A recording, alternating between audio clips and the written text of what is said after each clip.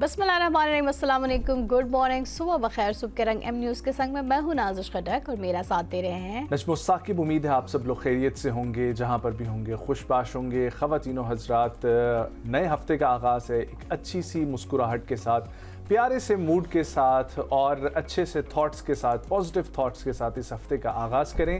دعا ہے کہ یہ ہفتہ آپ لوگوں کے لیے ہمارے لیے بہت ہی اچھا ثابت ہو، اور کسی بھی قسم کی کوئی بھی ہمیں مشکل درپیش اگر آئے تو اس پر ہم لوگ قابو پا لیں، اور یہ خوشیوں بھرا جو ہے وہ ہفتہ ہو، اور ہم لوگوں کو زیادہ گرمی بھی محسوس نہ ہو۔ آمین۔ لیکن اگر گرمی محسوس ہو پھر بھی اے سی زیادہ تیز چلانے کی کوئی ضرورت نہیں، کیونکہ آپ لوگوں کو میری آواز سے ہلکا پھلکا لگ ہی رہا ہوگا، مجھے ایسی فیلنگ آ رہی ہے کہ جیسے میرا گلا خراب ہو۔ حالانکہ میں ٹھنڈا پانی نہیں پی رہی، بٹ 2 دن سے مہمان آئے تھے تو تھوڑا بہت ہو جاتا ہوتا ہے کہ میں مکس کر لیتی تھی، کبھی کبھار ان کا پانی پی لیتی تھی۔ لیکن کل اور پرسوں رات کو جو ہم نے ایکسپیرینس کی بارش، اور وہ اتنی تیز بارش تھی، اتنی تیز بارش تھی، طوفانی قسم کی بارش، آپ نے اسلام آباد میں انجوائے کی طوفانی بارش۔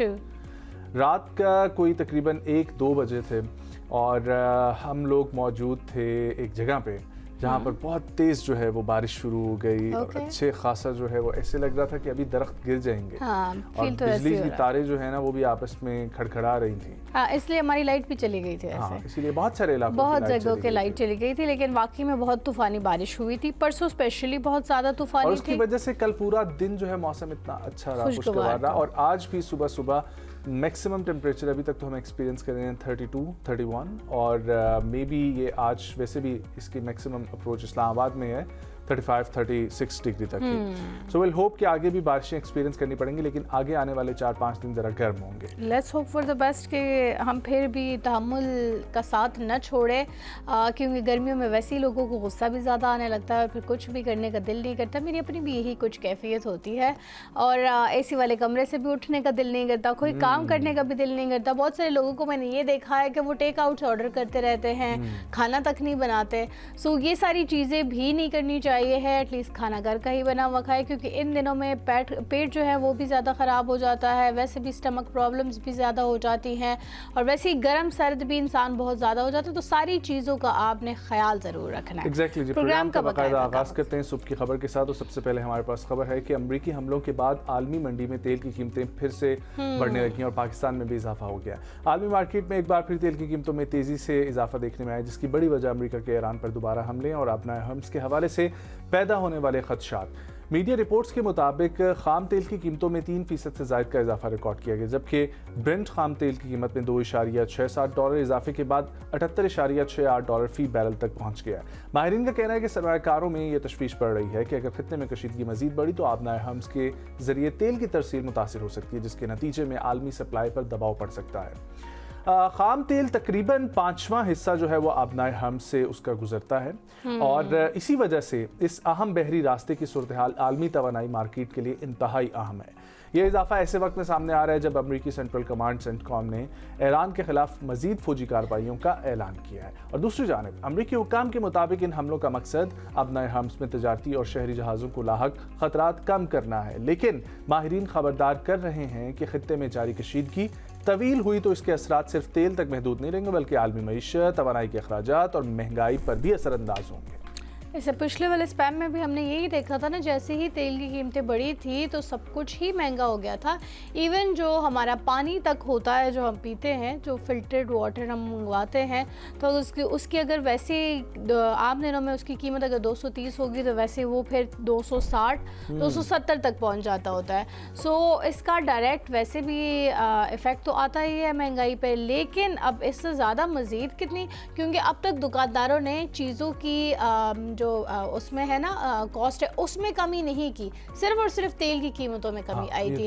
تو اب سوچیں کہ جب ایک بار پھر سے تیل کی قیمتیں زیادہ ہو جائیں گی تو ظاہر ہے وہ چیزوں کی قیمتیں اور بڑھا دیں گے، تو اس کا مطلب یہ ہے کہ وہ مہنگائی جو آلریڈی ابھی تک پیچھے واپس نہیں آئی ہے اپنی جگہ پر، وہ مزید بڑھتی جائے گی۔ اللہ ہی خیر کرے، اب ایسی صورتحال میں ہم کیا ہی کہہ سکتے ہیں۔ ویسے کل ہم نے دیکھ رہی تھی بہت ہی اس پہ شور ہو رہا تھا کہ جی آٹے کی قیمت جو ہے وہ 1 سال میں بتدریج بہت زیادہ بڑھ گئی ہے۔ ایگزیکٹلی، لیکن یہ بھی ہمیں بتانا بہت زیادہ ضروری ہے کہ مذاکرات کے لیے پاکستان پھر سے متحرک ہے اور ایرانی اور سعودی ہم منصبوں سے پاکستان نے رابطہ کیا ہے.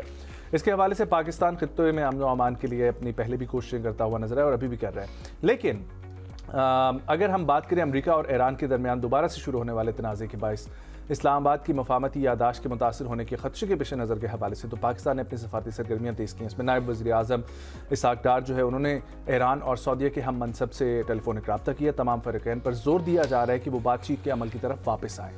ایرانی وزیر خارجہ عباس عراقچی سے گفتگو کی ہے انہوں نے اور ان کا کہنا تھا کہ اسلام آباد مفاہمتی یادداشت کے مطابق کشیدگی میں کمی اور تحمل کا راستہ اختیار کیا جائے. خطے میں پائیدار امن و استحکام کے لیے مذاکرات ہی واحد حل ہو سکتا ہے. پاکستان خطے میں امن و استحکام کے لیے تعمیری کردار ادا کر رہا ہے. اس کے علاوہ پاکستان کے جو سعودی عرب کے سفیر پاکستان میں مقیم ہیں نواف بن سعید المالکی انہوں نے بھی ملاقات کی ہے اور ملاقات کے درمیان دونوں رہنماؤں میں متازہ ترین صورتحال پر تبادلہ خیال ہوا ہے اور مکالمے اور سفارتکاری کے فروغ کے لیے مشترکہ کوششوں کو مزید مضبوط بنانے کی ضرورت پر زور دیا گیا. اس کے بعد نائب وزیر اعظم کی لارڈ عامر سرفراز سے ملاقات ہوئی ہے. لارڈ عامر نے خطے میں امن و استحکام کے فروغ کے لیے نائب وزیر اعظم کے مسلسل فعال کردار کو سراہا ہے. دفتر خارجہ کے مطابق پاکستان حالیہ واقعات پر گہری نظر رکھے ہوئے ہے اور ہر ممکن تعاون فراہم کرنے کے لیے اپنے عزم پر قائم ہے پاکستان. یاد رہے کہ امریکہ اور ایران کے درمیان حالیہ جھڑپوں سے کافی صورتحال بگڑ رہی ہے اور اس کے اوپر Pakistan is working right now and we'll hope کہ جس طریقے سے پہلے ہم نے اس چیز کو ممکن بنایا دوبارہ سے پاکستان اس کو ممکن بنانے میں کامیاب ہوگا. اللہ کرے کہ ایسا ہو کیونکہ اس بار جو سامنے آ رہی ہے نا دونوں کے فریقین کے جو ہمیں سٹانس نظر آ رہے ہیں دونوں کی جو سٹیٹمنٹس ہیں وہ بہت کڑی نظر آ رہی ہے. اور اگر خدا نخواستہ یہ کشیدگی مزید بڑھی اور اس کے بیچ بچاؤ نہ کیا گیا تو حالات بہت سنگین حد اختیار کر سکتے ہیں کیونکہ ایران کی طرف سے یہ کہنا کہ ہم جو ہے اپنے سپریم لیڈر کے قتل کا خون کا جو ہے وہ بدلہ لیں گے ریونج لیں گے اور دوسری طرف سے یہ کہنا کہ اگر ایسا کیا گیا تو ہم آپ کو خطے سے ہی مٹا دیں گے. سو اس طرح کی جو سٹانس ہے میرے خیال سے وہ ایسی سچویشن میں بہت ہی زیادہ ایسکیلیٹ کر سکتی ہے سچویشن کو. سو اللہ کرے کہ پاکستان کی جو کوشش ہیں سفارتی کوشش ہے وہ کامیاب ہو جائے.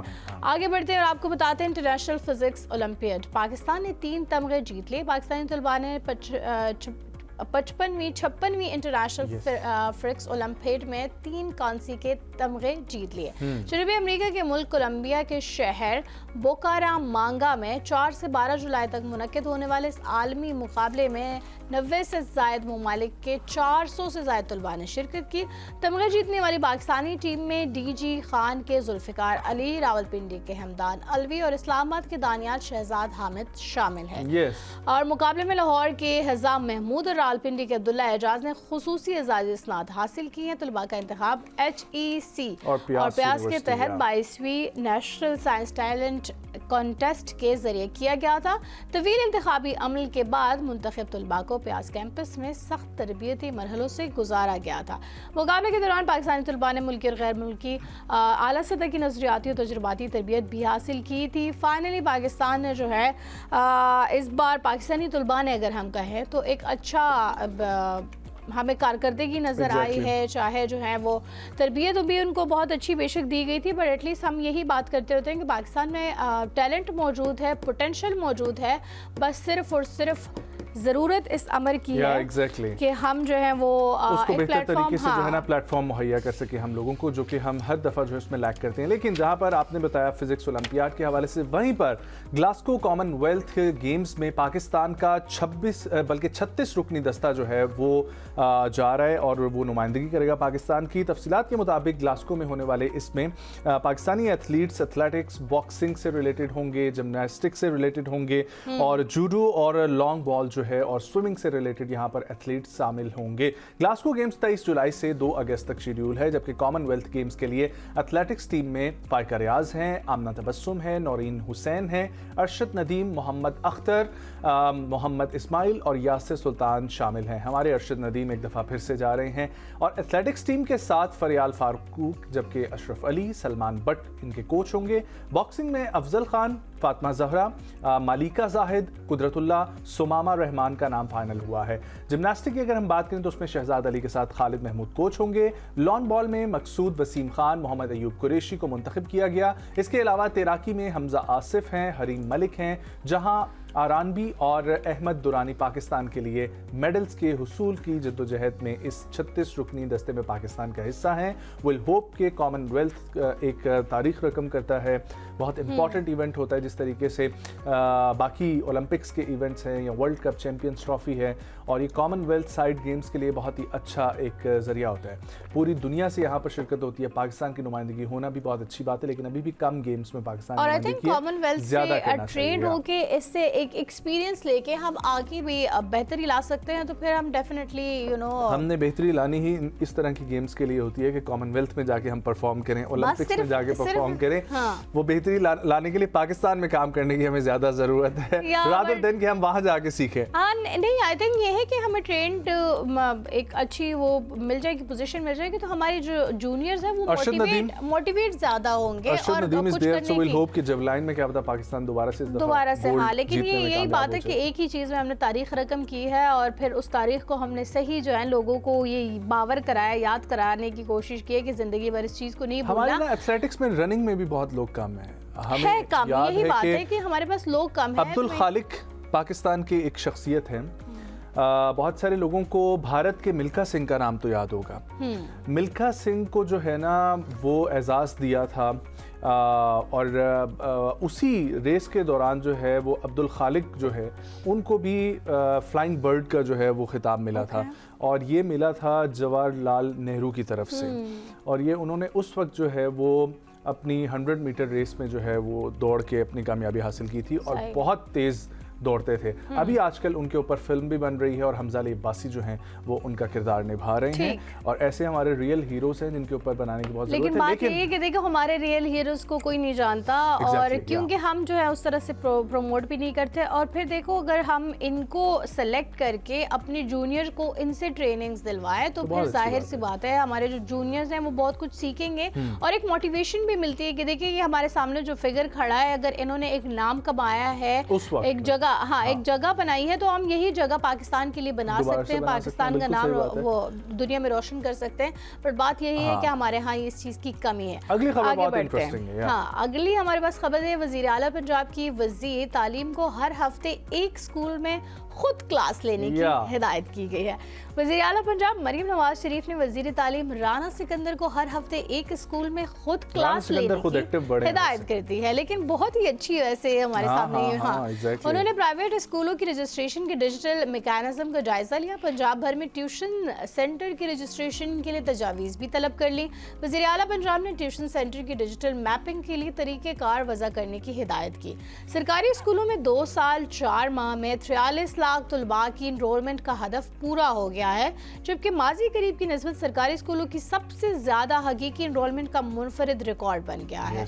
असातिज़ा की तनख्वाहों में अदायगी के लिए डिजिटल पेमेंट लाजमी करार दी गई है। 1,38,000 असातिज़ा के अकाउंट खोले जाएंगे। वज़ीर आला मरीम नवाज शरीफ की ज़ेर सदारत खुसूसी इजलास में स्कूल एजुकेशन पर ब्रीफिंग दी।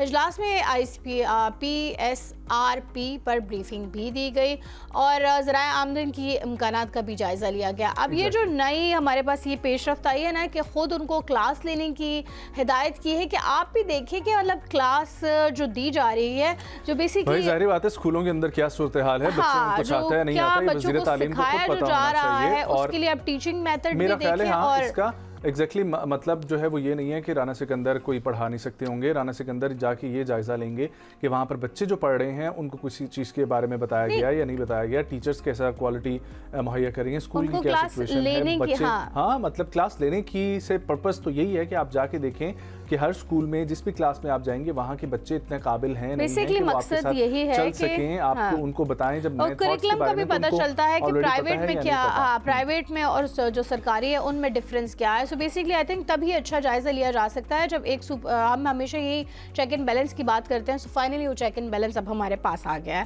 आगे बढ़ते हैं। 93 साल बुजुर्ग हैं जो दुनिया के मुअम्मर तरीन ट्रक ड्राइवर बनने के ख्वाहिशमंद हैं।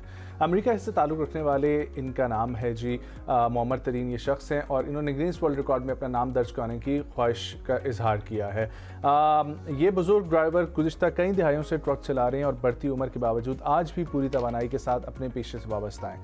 میڈیا رپورٹس کے مطابق بزرگ ڈرائیور کا کہنا ہے کہ وہ ڈرائیونگ کو صرف روزگار نہیں بلکہ اپنی زندگی کا اہم حصہ سمجھتے ہیں, اور ان کا کہنا ہے کہ جب تک وہ صحت اجازت دے کہ ان کو وہ سڑکوں پر اپنی خدمات انجام دیتے رہیں گے. گینیس ورلڈ ریکارڈ انتظامیہ نے ان کی درخواست کا جائزہ لیا جا رہا ہے اور منظوری کی صورت میں وہ دنیا کے معمر ترین فال ٹرک ڈرائیور جو ہے وہ بن جائیں گے.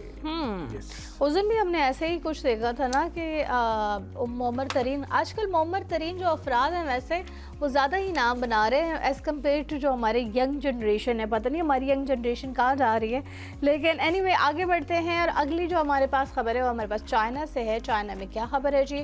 29ویں پلیٹ فارمز کا حامل دنیا کا سب سے بڑا ریلوے اسٹیشن چین کی جنوب مغربی شہر چونگ چنگ میں دنیا کا سب سے بڑا ریلوے اسٹیشن چونگ چنگ ایسٹ ریلوے اسٹیشن تعمیر کی مکمل ہو گئی ہے اس کی تعمیر. یہ ریلوے اسٹیشن اپنے رقبے اور جدید انجینئرنگ کی وجہ سے عالمی توجہ کا مرکز بھی بن گیا. اسٹیشن کا رقبہ نیو یارک کے گرینڈ سینٹرل اسٹیشن سے تقریباً 6 گنا اور یورپ کے سب سے بڑے ریلوے اسٹیشن سے 15 گنا زیادہ ہے, جبکہ یہ ویٹیکن سٹی سے بھی 2 گنا بڑا بتایا جا رہا ہے. مطلب کہ پوری کی پوری سٹی سے 2 گنا بڑا بتایا جا رہا ہے. چونگ چنگ ایسٹ اسٹیشن میں 29 پلیٹ فارم, 15 ریلوے ٹریکس اور 8 منزلیں ہیں جن کے اوپر 1,65,000 ٹن وزنی اسٹیل کی چھت نصب کی گئی ہے. اب چائنا کی جب بھی ہم بات کرتے ہیں نا, جب ہمارے پاس ایسی چیزیں سامنے آتی ہے کہ ہم کہتے ہیں کہ کیا ہی بات ہے, مطلب واقعی میں کیا ہی بات ہے. پوری ویٹیکن سٹی سے 400 میٹر طویل جو ہے یہ پلیٹ فارم ہے اور رش کے اوقات میں فی گھنٹہ 16,000 مسافروں اور چین کی طویل ترین تیز رفتار ٹرینوں کو سنبھالنے کی صلاحیت رکھتا ہے. دلچسپ بات یہ ہے کہ یہ عظیم الشان اسٹیشن ایک پہاڑی علاقے میں تعمیر کیا گیا. تعمیر کے لیے پہلے ایک پہاڑ کو کاٹا گیا اور پھر دھماکوں سے اس کو ہموار کیا گیا, جس کے بعد منصوبے پر کام شروع ہوا. اب سرکاری خبر رساں ادارہ ہے ان کا شنوا, ان کے مطابق اس منصوبے میں تقریباً 20 لاکھ جو ہے وہ مکعب میٹر کنکریٹ اور 3,66,000 ٹن سٹیل کا استعمال کیا گیا. اگر ہم بات کریں تعمیراتی عمل کی تو اس میں تقریباً 40,000 سے زائد مزدور اور جدید روبوٹک مشینری نے جو ہے وہ اس میں حصہ لیا, which is huge in every sense. جتنا اس کے اوپر انفراسٹرکچر پہ لگا ہے پیسہ اور جتنا مزدوروں نے کام کیا اور سب چیزوں پہ, اور آپ دیکھیں تو اسٹیشن کیا کمال کا ہے. ویل آگے بڑھتے ہیں خواتین و حضرات. اور ویسے چائنا ہی کر سکتا ہے. آپ نے اس دن بھی یہ خبر دی تھی نا کہ وہاں پہ ایک ایسا ایئرپورٹ بن رہا ہے جو کہ پانی کے اوپر ہوگا. تو آئی تھنک چائنا بہت جتنی ترقی کر رہا ہے ساری دنیا کو اس سے سیکھنا چاہیے. آگے بڑھتے ہیں. اگلی جو ہمارے پاس خبر ہے تو بڑی بات ہے, ہم پڑوس میں بیٹھے ہوئے ہیں. ہاں ایٹ لیسٹ ہم ان سے سیکھیں. خواتین و حضرات, فیفا ورلڈ کپ تھوڑا بہت تو سیکھ لیں. فیفا ورلڈ کپ میں امبابے نے میسی کو بھی پیچھے چھوڑ دیا, مزید کئی ریکارڈز اپنے نام کیے. فرانس کے اسٹار فٹ بالر ہیں کالیان امبابے, انہوں نے فیفا ورلڈ کپ 2026 کے کوارٹر فائنل میں مراکش کے خلاف شاندار گول کر کے ایک اور تاریخی اعزاز اپنے نام کیا ہے. میچ کے 60ویں منٹ میں انہوں نے گول سکور کیا اور ساتھ ہی ورلڈ کپ کی تاریخ میں تیز ترین 20 گول کرنے کا کھلاڑی بھی بن گیا. 27 سال ان کی عمر ہے اور صرف 20 ورلڈ کپ میں انہوں نے جو ہے وہ 20 گول مکمل کیے ہیں. یوں انہوں نے ارجنٹائن کے لیونل میسی کا ریکارڈ توڑ دیا جنہوں نے یہی سنگ میل 30 میچز میں حاصل کیا تھا. امبابے کا یہ کارنامہ 3 ورلڈ کپ ایڈیشن 2018, 22, 26 میں انجام دیا ہے اور 27 سال میں 201 دن ان کی عمر ہے. ورلڈ کپ میں 20 گول کرنے والے کم عمر ترین فٹ بالر بھی یہ بن گئے. تو اس طریقے سے 2018 میں 4, 2022 میں 8 اور رواں ٹورنامنٹ میں اب تک انہوں نے 8 گول سکور کیے ہیں اور اس کے ساتھ امبابے فیفا ورلڈ کپ کے ناک آؤٹ میچز کے سب سے زیادہ گول کرنے والے کھلاڑی بن گئے ہیں اور وہ ناک آؤٹ میچز میں اب تک 12 گول سکور جو ہے وہ کر چکے ہیں. اس کے علاوہ امبابے فرانس کی جانب سے بین الاقوامی فٹ بال میں 100 گولز میں براہ راست کردار ادا کرنے والے پہلے کھلاڑی بن گئے ہیں. ان کے نام میں اب 64 گولز اور 36 اسسٹ گول جو ہے وہ موجود ہے. رواں ورلڈ کپ میں 8 گول اور 3 اسسٹ کے ساتھ امبابے 1966 کے بعد پہلے فٹ بالر بن گئے جنہوں نے 2 مختلف ورلڈ کپ ایڈیشنز میں 10 سے زائد جو ہے وہ کنٹریبیوشنز ریکارڈ کروائی ہیں. ناک آؤٹ مرحلے میں ان کے 14 گولز کنٹریبیوشنز بھی لیونل میسی کے برابر ہو گئے ہیں جو گزشتہ 60 برسوں میں مشترکہ طور پر سب سے زیادہ ہیں. اور مزے کی بات یہ ہے کہ اس وقت ویسے تو I was not following the whole FIFA World Cup, لیکن اب سیمی فائنل کا مرحلہ شروع ہو رہا ہے. سیمی فائنل میں اسپین اور فرانس آمنے سامنے ہیں اور دوسری طرف ارجنٹینا اور انگلینڈ جو ہے وہ آمنے سامنے ہیں. اچھا مزے کی بات یہ ہے کہ اس دن ہم نے سنڈے کو رات کو تقریباً 2 بجے میچ شروع ہوا.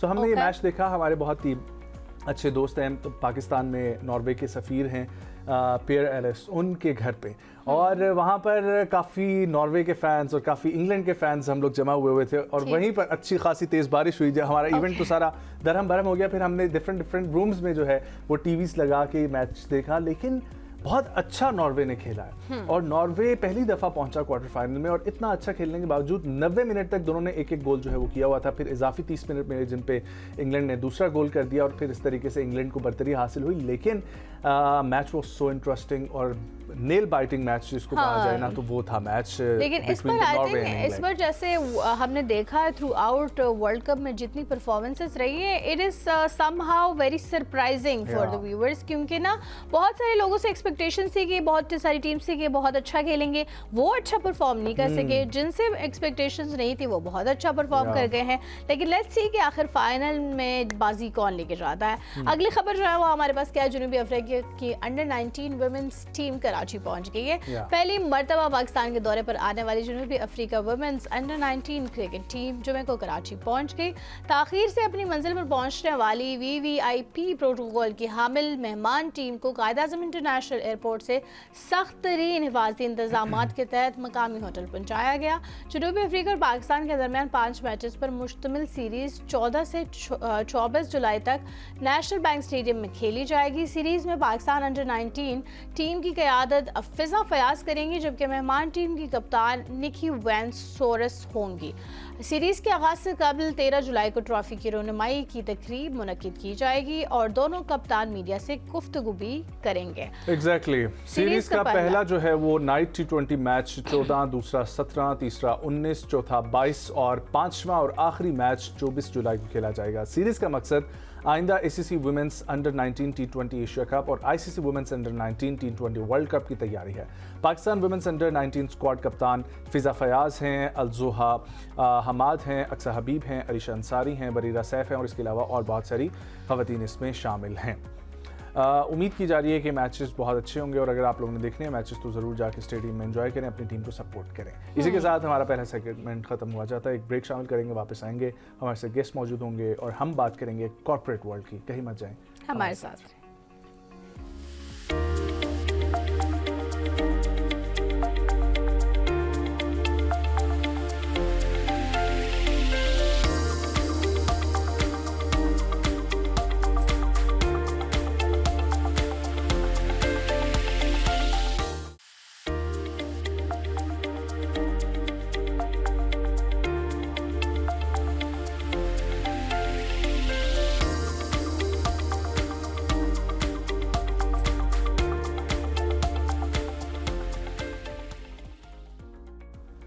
Welcome back viewers. ख़वातीन और हज़रात, आप सभी को ये मालूम है कि कभी भी कोई नौकरी हासिल करनी हो तो उसके लिए एक डिग्री चाहिए होती है, और आपको पता ही है कि निज़ाम कुछ इस तरीके से चलता है कि आपने सरकारी नौकरी की तरफ जाना है या आपने प्राइवेट की तरफ जाना है तो आपको HR के एक प्रोसेस से गुजर के वहाँ तक पहुँचना पड़ता है। उसी के ऊपर आज हम लोग बात करेंगे, क्योंकि हमारे साथ एक ऐसी शख्सियत मौजूद हैं जिन्होंने कॉर्पोरेट दुनिया और समाजी खिदमत दोनों मैदानों में अपनी मुनफरिद पहचान बनाई है। लेकिन ये जानना बहुत ज़रूरी है कि हालिया अदालती फ़ैसला एक आया है, और उस फैसले की नज़र में एक बार फिर पाकिस्तान में जाली डिग्रियों के हवाले से सरकारी मुलाजिमत हासिल करने का जो मसला है वो कौमी सतह पर बहस का मौजू बनता जा रहा है। अब ये मामला सिर्फ एक जो है वो फ़र्द या एक इदारे तक महदूद नहीं है, बल्कि सरकारी भर्तियों और इससे भी हट के प्राइवेट सिस्टम में भी ये चीज़ देखने में आ रही है, क्योंकि डिग्री वेरिफिकेशन का उस तरीके से निज़ाम जो मौजूद है उसको फॉलो नहीं किया जाता। इदारा जाती एहतसाब और मेरिट की शफाफियत से बहुत ये मसला लिंक करता है कि जिस जगह पर जॉब हासिल की जा रही है वहाँ पर पॉलिटिकल इंजीनियरिंग कितनी हुई है कि उसकी बिना पे उसको सरकारी इदारे में जॉब मिली है।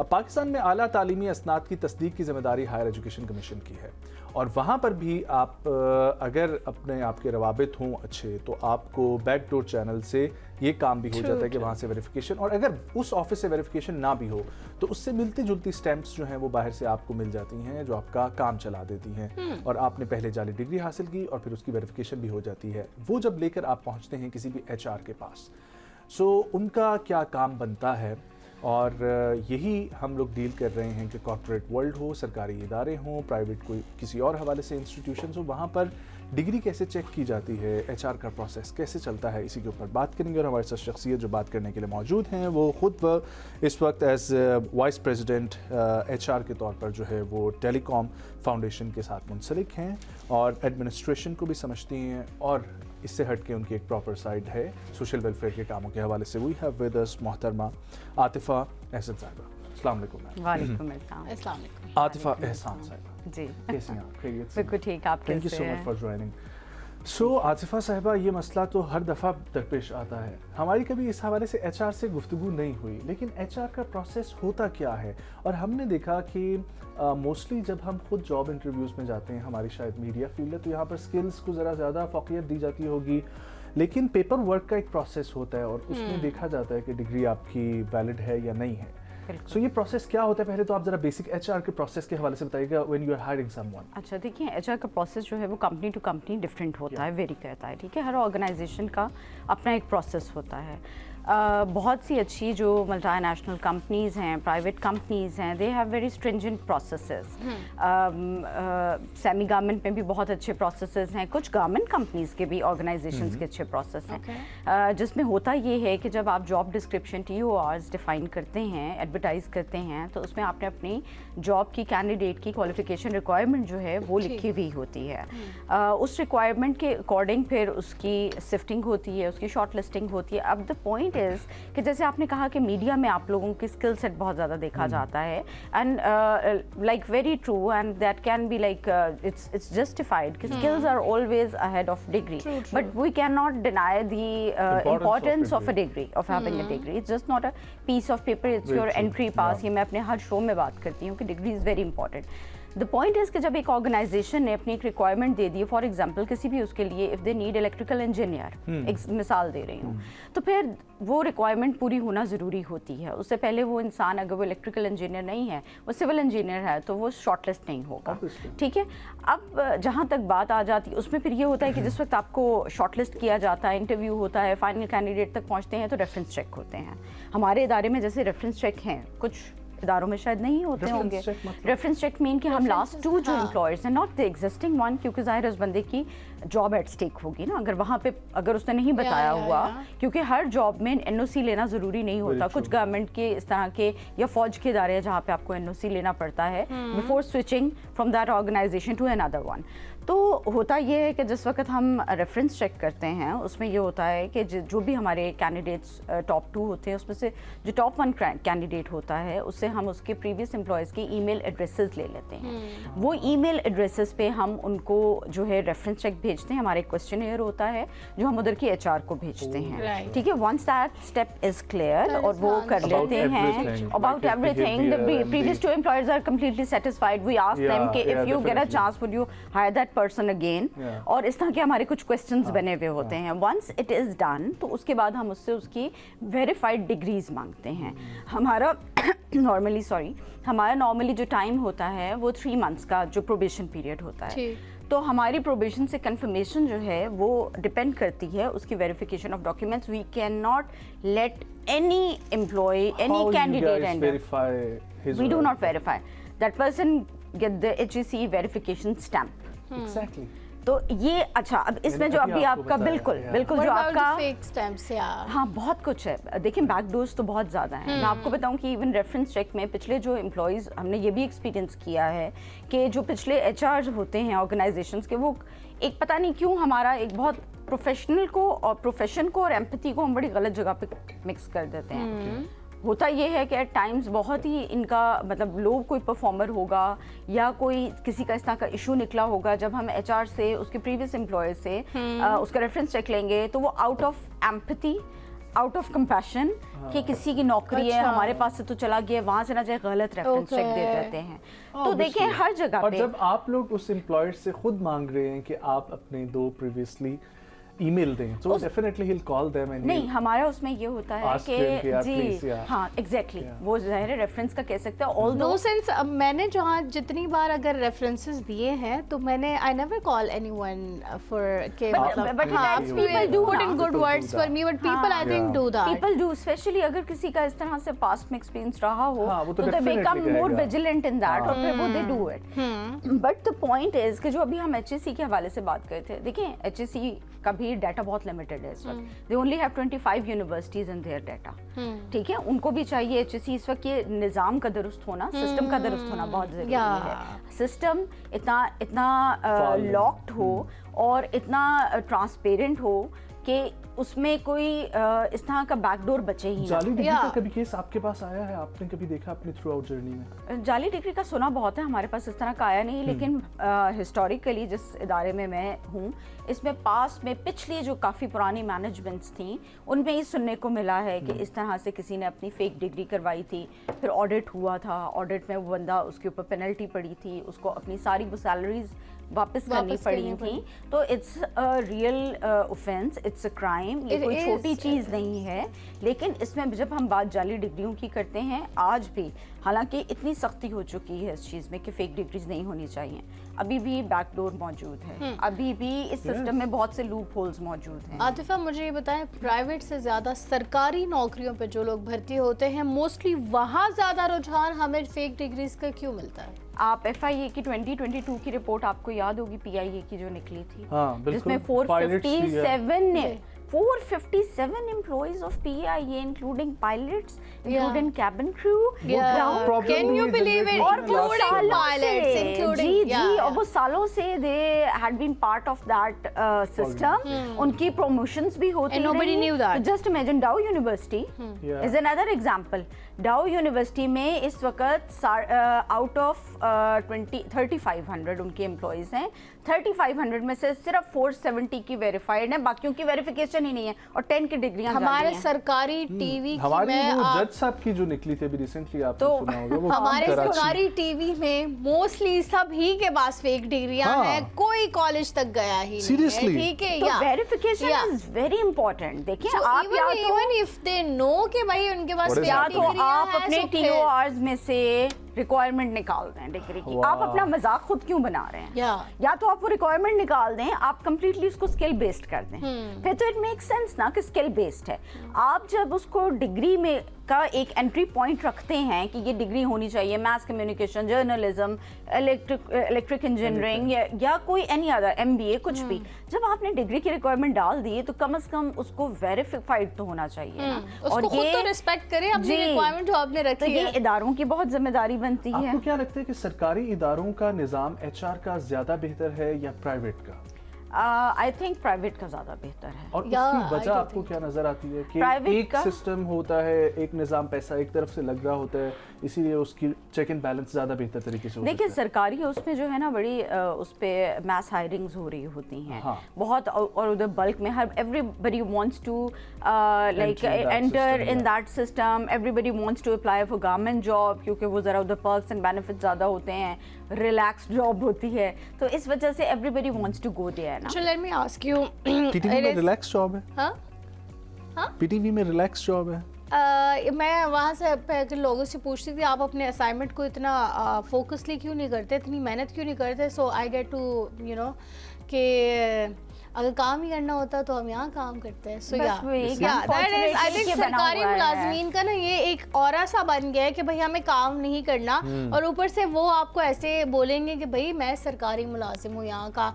तो वो उस दिन मैं एक मीम देख रही थी कि वो कह रहा था मैं सरकार का बंदा हूँ, तो आगे से कहता मैं सरकार की औरत हूँ, आप बताओ जी क्या करना है. सो आई थिंक हमारे एक ये साइकी बन गई है कि जी मैं सरकार का है. और इसमें ये चीज़ें देखें, जब हम किसी भी आपने एक इशू को रेज किया है ना इस वक्त, which is a very important issue, तो उसको उसकी नब्ज जानना और उसकी रूट कॉज तक पहुंचना बहुत ज़रूरी है. और आपको क्या लगता है कि क्या है इसमें बहुत बड़ा फ्लॉ जो है वो HEC के अपने इस वक्त सिस्टम का है.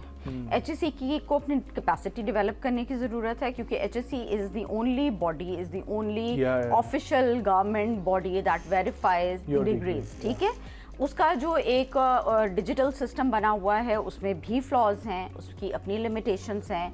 प्लस जो HEC का, जैसे पहले मैंने अर्ज किया कि HEC का जो डाटा है वो अभी कम्प्लीटली वो तमाम यूनिवर्सिटीज़ को इनकम्पस ही नहीं करता, उसमें सिर्फ 25 यूनिवर्सिटीज़ रजिस्टर्ड हैं। ये बहुत ज़रूरत है HEC को कि वो आवाम को भी बताए, वो मतलब मीडिया के थ्रू सबको ये चीज़ डिसेमिनेट करे। अभी पीछे भी 150-200 यूनिवर्सिटीज़ जो हैं वो ब्लैक लिस्ट हुई हैं। तो ये एक मे बी क्वार्टरली एक निकालने की ज़रूरत है अपडेटेड लिस्ट। अच्छा, जैसे हमारे पास PEC है, पाकिस्तान इंजीनियरिंग काउंसिल, राइट, उनके पास अपने सारी यूनिवर्सिटीज़ का जहाँ पे जिस चीज़ की इंजीनियरिंग हो रही है वहाँ पे उस चीज़ का डेटा है, लेकिन हमारे HEC के पास, जिसके पास हायर एजुकेशन का सारा डेटा होना चाहिए, दिस इज़ वेरी अनफॉर्चुनेट, उनके पास सारा डाटा नहीं है। प्लस फिर ऑर्गेनाइजेशंस को चाहिए कि वो इसको मैंडेटरी करें कि आपके पास 3 मंथ्स का टाइम है, स्पेशली गवर्नमेंट ऑर्गेनाइजेशंस को ये चीज़ चाहिए कि वो इसको मैंडेटरी करें। आप सोशल वर्कर भी हैं और बड़ी हमदर्दी रखती हैं इंसानों से रिलेटेड, लेकिन अगर कोई इस जुर्म में मुलव्वस पाया जाता है तो आपके ख्याल में सिर्फ बरतरफी काफ़ी है नहीं, या फिर कानूनी? देखिए नहीं, मैंने अभी पहले भी आपसे ये बात की कि प्रोफेशन और एम्पैथी को अलग अलग रखें, ठीक है? प्रोफेशन और आप वो जो एक इमोशंस हैं उनको ज़रा अलग साइड पे रखें। ये एक जुर्म है, ये क्लियरली एक क्राइम है, और इसकी पनिशमेंट जो है, इस पे तो एक्ट्स लगते हैं, इस पे डिफरेंट एक्ट्स हैं। एक 420 का एक्ट इस पे लगता है, एक इसके ऊपर if I am not wrong 471 का एक्ट लगता है, फिर इसके ऊपर एक और एक्ट लगता है 468 का।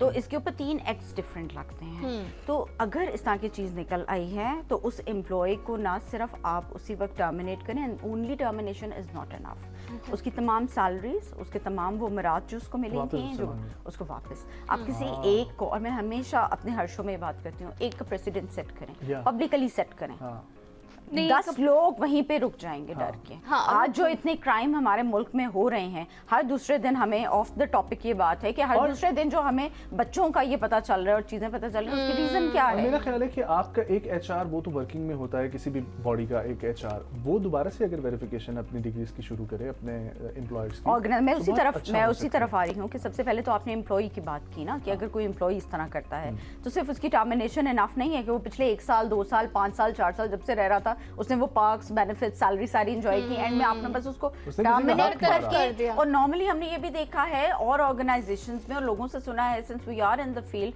तो इस तरह के ग्रुप्स बने हुए हैं, हमारी डिस्कशंस होती हैं, पैनल्स होते हैं कि लोग टर्मिनेट होने के बाद HR ने अपनी कोई इस तरह की फ्रेंडशिप बनाई या दोस्ती, या जाहिर आप जहाँ काम कर रहे होते हैं वहाँ पे एक अच्छी वो तो हो जाती है, आपकी हेलो हाय एक्विंटेंस हो जाती है, बाद में वो एक्सपीरियंस लेटर भी निकाल के ले जाते हैं। आपको क्या लगता है हमारे इदारों में प्रोफेशनलिज्म किस हद तक है और उसके लिए क्या होना चाहिए? आपको ट्रेनिंग्स की जरूरत है क्योंकि कोई मतलब घर से आता है, इदारों के लेवल पे ट्रेनिंग, इदारे के लेवल पे भी जहां जिसने गलत बंदे को एंटर कर लिया है, जिस रिक्रूटर की, जिस HR में उस स्पेसिफिक पर्सन की ड्यूटी थी है, और उसने वेरिफिकेशन को ठीक तरह से नहीं देखा या वेरीफाई नहीं करवाया, या उसने किसी भी रीज़न से उस चीज़ को ओवरलुक कर दिया, उस बंदे पे भी इंक्वायरी होनी चाहिए, उस HR पे भी इंक्वायरी होनी चाहिए। और प्रोफेशनलिज्म की इसलिए ज़रूरत है क्योंकि हम लोग बहुत ज़्यादा इस चीज़ को अनफॉर्चुनेटली, और ये पाकिस्तान में चीज़ बहुत ज़्यादा है, जैसे मैंने कहा कि हम दोस्ती और अपने पेशे को बहुत ज़्यादा आपस में मिक्स करते हैं। और अगर सपोज एक लास्ट क्वेश्चन कि अगर सपोज आप किसी इदारे में किसी को प्रमोशन मिलती है और उसको प्रमोशन जो है वो डायरेक्टली मिल जाती है अथॉरिटेटिव बॉडीज़ की तरफ से, और उन्हीं की तरफ से लेटर भी इशू कर दिया जाता है, ये ज़रूरी है कि HR लेटर इशू करके या फिर HR उनको बुला के बताएगी कि आपको प्रमोशन दी गई है? HR का डिपार्टमेंट बना ही इसीलिए है ना। HR is dealing with human resource, HR is dealing with all the promotions, HR is dealing with organization development, HR is dealing with all the trainings and capacity building of that employee. So yes, they are the bridge between the employers and employees. This department is solely dedicated to deal with all the matters, all the grievances, promotions, appreciations, warnings of that employee. अब तो आपको मैं बताऊं कि जो नया concept है HR का, वो सिर्फ हायरिंग फायरिंग या रिक्रूटमेंट तक महदूद नहीं है। HR जो है वो अब बिजनेस पार्टनर कहलाया जाता है ऑर्गेनाइजेशन का। HR is responsible for the growth of that organisation, क्योंकि उसकी एक बड़ी स्ट्रिक्ट बॉस और वो CEO के विजन को सबसे पहले जो ट्रांसलेट कर रहा होता है वो HR कर रहा होता है। उसकी नजर होती है कि हमारे बिजनेस के लिए सूटेबल कौन सा शख्स है, बिल्कुल उसको लाने की जरूरत है। बिल्कुल बहुत बहुत शुक्रिया आतिफा साहिबा for such a wonderful conversation. मसला था, मसले के ऊपर बात करना बहुत ज़रूरी थी, इसलिए हमने ये टॉपिक जो है वो आज रखा। एक वक्फा शामिल करते हैं, हेडलाइंस का वक्त हो जाता है, वापस आएंगे, हमारे साथ रहिए।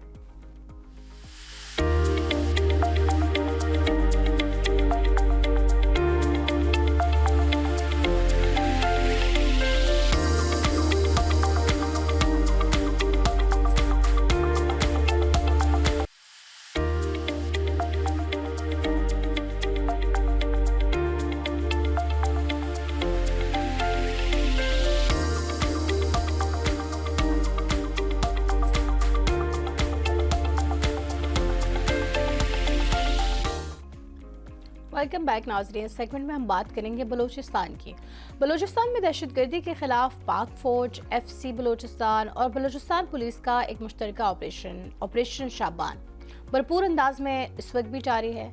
ताज़ा कार्रवाइयों में मजीद 7 खवारिज हलाक किए गए हैं, जिनमें 3 दहशतगर्द, 1 कार्रवाई, जबकि सरान टंगी के इलाके में मजीद 4 दहशतगर्द मारे गए हैं। इसके बाद ऑपरेशन शाबान में हलाक दहशतगर्दों की तादाद 71, जबकि 5 जुलाई से जारी ऑपरेशन शाबान और दीगर इंटेलिजेंस बेस्ड ऑपरेशन में मजमूई तौर पर ये तादाद 109 दहशतगर्द जो हैं वो मारे जा चुके हैं। सिक्योरिटी ज़राए के मुताबिक कार्रवाइयों के दौरान दहशतगर्दों से M4 राइफलें, सब machine guns, rocket launcher, mobile phones और दीगर असला सामान भी बरामद किया गया है। फोर्सेस दुश्वार गुजार पहाड़ी इलाकों में फिजाई और ज़मीनी कार्रवाइयाँ जारी रखे हुए हैं और दहशतगर्दों के मुकम्मल खात्मे तक ऑपरेशन जारी रखने का अज़म भी रखते हैं। अब ये जो वाक़यात हैं बलूचिस्तान में इससे पहले हमें नज़र आ रहे थे और अब फाइनली इस पर एक्शंस लिया गया है और इनके खात्मे तक ये ऑपरेशन जारी रहेगा। इस पर बात करने के लिए हमें ज्वाइन किया है इस वक्त सीनियर सिक्योरिटी एनालिस्ट है, हमें वीडियो लिंक के जरिए ज्वाइन कर रहे हैं ब्रिगेडियर टीपू सुल्तान साहब। अस्सलाम वालेकुम सर। जी वालेकुम अस्सलाम। आपको हमारी आवाज़ आ रही है सर? कैसे हैं सर? ये ऑपरेशन शाबान पे क्या कहना चाहेंगे? जी, प्रोग्राम में मदद करने का शुक्रिया जी। देखिए, बलूचिस्तान के हवाले से मैं आपको ये कहूँगा कि थोड़ा सी इसकी सिमरिंग तो हमेशा से रही है। मुझे याद है कि मैं 1975 में चमन में कमांड कर रहा था ISI-DET। तो उस ज़माने सोवियत यूनियन की स्पॉन्सर्ड इंसर्जेंसी जारी थी जुल्फ़िकार अली भुट्टो साहब के वक़्त के मिड-70s की। वो हमने कंट्रोल कर ली। उससे पहले भी जो है वो कुछ ना कुछ होता रहा है। लेकिन अब जो सूरत हाल है बलूचिस्तान की वो ये है कि it is not only restricted to Afghanistan and Balochistan and Pakistan. It has become very much a regional dynamics against Pakistan, क्योंकि इसमें हिंदुस्तान भी शामिल है और इसराइल भी शामिल है। चेंज रिसेंटली ये हुई है कि ईरान की जो सूरत हाल है उसके अंदर पाकिस्तान ने जो रोल अदा किया है, तो होपफुली उनके साथ जो हमारा 900 किलोमीटर से थोड़ा ज़्यादा बॉर्डर है वो सिक्योर होगा और अब वहाँ से कोई चाहे बाहर से कुलभूषण जाधव वगैरह या कोई इस किस्म का बंदा जो है वो नहीं आएगा। So we are left to deal with the Afghan border also. But इसके डायनामिक्स ये हैं कि आपको पता है कि इंसानियत के 2 बड़े कातिल जो हैं मोदी और नेतन्याहू, उन्होंने जाके यरूशलेम में ये कहा है कि जी अफगान तालिबान हमारे भाई हैं और अफगानिस्तान वाले तो कहते हैं कि हिंदुओं के साथ हमारा DNA मिलता है। अच्छे मुसलमान हैं कि उनका DNA जो है बुत परस्तों से मिलता है। अब बात ये है जी कि ये पाकिस्तान ने की सिक्योरिटी फोर्सेस ने जो एक प्रोफेशनल आर्मी के तौर पे जो एक्शन किया है इनके खिलाफ या कर रहे हैं वो तो बहुत काबिल सताइश है। लेकिन मैं ये ज़रूर कहूँगा कि ये टैक्टिकल और स्ट्रेटजिक मेजर जो हैं वो सिस फ्रंटियर्स यानी कि बॉर्डर के इस तरफ अपनी तरफ और ट्रांस फ्रंटियर बॉर्डर के पार जो अफगानिस्तान में हम एक्शन ले रहे हैं वो बड़े बोल्ड एक्शन है। और इससे पहले की जो हुकूमतें हैं या जो सिक्योरिटी ऑपरेटर्स था पाकिस्तान में, उन्होंने जाके तो डीप अटैक नहीं किए थे अफगानिस्तान के अंदर। मैं ये ज़रूर आपसे कहूँगा कि पाकिस्तान को अगर इस मसले को टैकल करना है तो जो लोग इन टेररिस्ट को फंड कर रहे हैं, इनको ट्रेन कर रहे हैं और इनको लॉन्च कर रहे हैं, हमने ये देखना पड़ेगा कि उनके खिलाफ हमारी पॉलिटिकल और सिक्योरिटी लेवरेज जो है वो क्या है वो क्रिएट करें। अब मिन्नतें करने से तो कोई आदमी मानता नहीं है, क्योंकि अफगानिस्तान की हुकूमत हमारे साथ नहीं है, वो बिल्कुल हमारे दुश्मनों से मिली हुई है और उनसे पैसे लेके पाकिस्तान के अंदर दहशतगर्दी। मैं तारीख में नहीं जाना चाहता कि हमने क्या किया है या अफगानों ने हमारे साथ क्या किया है। वो जो हो गया हो गया। जो अब सिचुएशन है एट हैंड उसको देखना चाहिए कि उसको क्या करना चाहिए। अब सूरत हाल ये है कि पाकिस्तान ने वाली बात की, उन्होंने ये स्टेटमेंट वैसे आपके ख्याल से दी क्यों होगी? क्योंकि कोई भी स्टेटमेंट बिला वजह तो नहीं दी जाती है और तारीख इसके बिल्कुल बरक्स है। ऐसा कहीं जो है वो हमने तारीख में न देखा न सुना।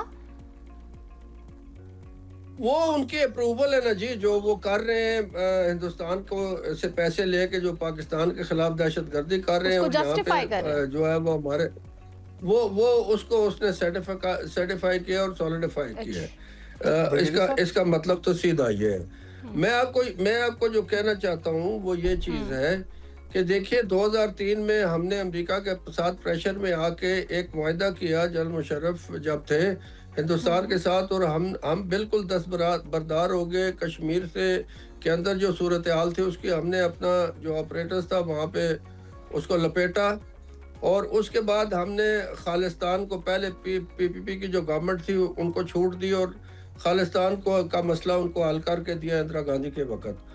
اب اور اس کے بعد جو یہ 7 اسٹیٹس ہیں across the chicken neck of India, جس میں آسام ہے، میزورام ہے، میگھالیہ ہے، اور یہ ساری جو اسٹیٹس ہیں، اس کے اندر جو ہماری انگریز تھی وہ نہیں ہے۔ اس کے علاوہ ساؤدرن انڈیا میں پرابلمز ہیں وہ نہیں۔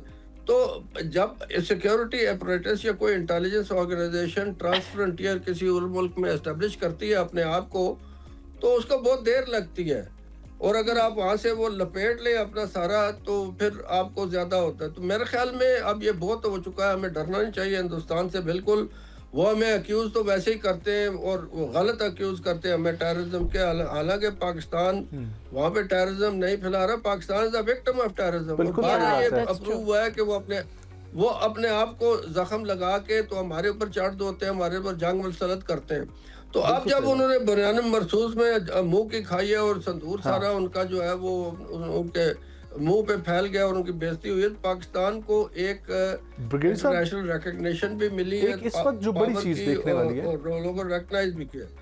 دوسری بات یہ ہوئی ہے پاکستان کے ساتھ، جی وہ اس وقت ایک بڑی چیز یہ دیکھنے میں ہمیں آ رہی ہے کہ بلوچستان کے اندر جب ہر طرف سے پراکسیز شامل ہیں، برین واشنگ بہت زیادہ ہو رہی ہے۔ ہمارے پاس بھی جو بلوچستان سے نوجوان آتے ہیں یا مختلف سینیٹرز جو بھی ہمارے ساتھ شامل ہوتے ہیں، ان کا یہ کہنا ہے کہ پہاڑوں کی طرف لے جاتے ہیں نوجوانوں کو اور جا کر برین واشنگ کی جاتی ہے، اور ان کی طرف سے بھی یہی کہا جاتا ہے کہ ہماری اپیل ہے سیکیورٹی فورسز سے کہ وہ وہاں پر آ کے ایسے سسٹمز شروع کریں کہ جن کے تحت اپنے بچوں کو واپس اپنی طرف لایا جائے اور ان کو سمجھایا جائے۔ سو اس حوالے سے آپ کتنا سمجھتے ہیں؟ ہاں جی، یہ جو میں بلڈ اپ کر رہا ہوں نا جی، میں اس کی طرف آ رہا ہوں۔ میری بلڈ اپ کو آپ سمجھیں کہ یہ مسئلہ جو ہے، یہ دیکھیے اگر آپ جغرافی کو دیکھیں تو اسٹیٹ آف ہرموز جس کا بہت زیادہ دنیا میں ذکر ہو رہا ہے، جیسے ہی اس سے آپ باہر نکلتے ہیں تو پہلی کوسٹ لائن پاکستان کی آتی ہے، اور پہلا جو سمندر کے اوپر آپ کا بندرگاہ ہے گوادر کی، وہ ڈیپ سی پورٹ ہے، اور جیسے ہی سمندر کھلتا ہے تو اس کہتے ہیں بڑا سینکڑوں کلومیٹر کا بارڈر ہے بلوچستان کا، اور پورا اسپارسلی پاپولیٹڈ تقریباً خالی پڑا ہوا ہے۔ تو دنیا کی جو طاقتیں ہیں، آپ ان سے پوچھ لیں اندر خانے جو جتنے اسٹریٹجسٹ ہیں، وہ اس کو اب جو ہے نا پاور کوریڈور کا ایک اور حصہ سمجھتے ہیں، اور پاکستان سے کچھ قوتیں ایسی ہیں جو مل گئی ہیں انٹرنیشنل، اور یہ چیز آپ سے چھیننا چاہتے ہیں۔ وہ یہ اس کو سمجھیے بات کو۔ یہ باقی جو لوگ ٹرین ہو رہے ہیں یا بچے ٹرین ہو رہے ہیں لے جا کے اوپر، یہ ٹیکٹیکل باتیں ہیں۔ Strategically Pakistan is facing a regional problem regarding Balochistan now. اس کو ٹیکل کرنے کا طریقہ یہ ہے کہ ایک تو جو لوگ یہاں پہ یہ دہشت گردی پھیلا رہے ہیں، ان کے خلاف ہم نے لیوریج کریٹ کرنا ہے، اور ہم نے ان کو انہی کوائنز میں ان کو جواب دینا ہے جس طرح وہ ہمارے ساتھ کر رہے ہیں، ہم نے ان کو بلیڈ کرنا ہے۔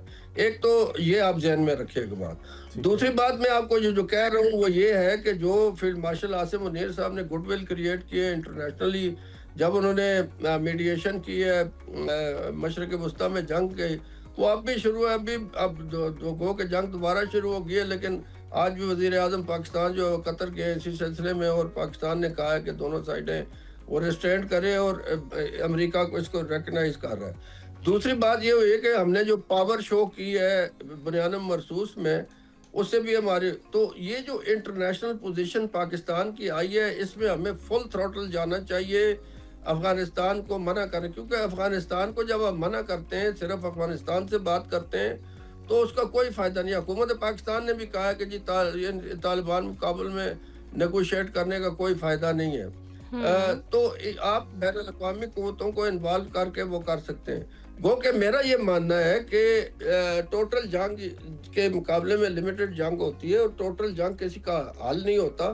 ایک بہت بڑا گرے ایریا ہوتا ہے انٹرنیشنل ریلیشنز میں، پالیٹکس میں اور ڈپلومیسی میں، جس میں آپ پاسبلٹیز ڈھونڈتے ہیں اور سولوشنز ڈھونڈتے ہیں جو آپ کو ملتے ہیں۔ یہ گرے ایریا ہوتا ہے، it is not definite, it is not mathematical کہ 2 دم 2 4 ہے، اس میں محنت کرنی پڑتی ہے۔ تو انٹرنیشنلی ہمیں چین کو انوالو کرنا چاہیے، امریکہ کو انوالو کرنا چاہیے، اور اس کو جو ہماری گڈ ول کریٹ ہوئی ہے اس کو ہمیں استعمال کرنا چاہیے۔ دوسری بات یہ ہے کہ ہمیں یہ ضرور ایکسپلائٹ کرنا چاہیے کہ افغانستان کے اندر جو ہے وہ صورتحال کیا ہے. ہم کابل کو تو کہتے ضرور ہیں کہ جی یہ مسئلہ ہے، آپ حل نہیں کر رہے، آپ کی طرف سے دہشت گردی ہو رہی ہے، اور وہ ہمیں ایسی باتیں کرتے ہیں جو دل دکھانے والی ہوتی ہیں، اور ہمارے خلاف وہ باتیں کرتے ہیں کہ جی آپ کا اپنا مسئلہ ہے، آپ اندر سے سنبھالیں، اور اس قسم کی چیزیں. تو اصل بات یہ ہے کہ کابل کا کنٹرول جو ہے وہ ٹی ٹی پی کے اوپر نہیں ہے.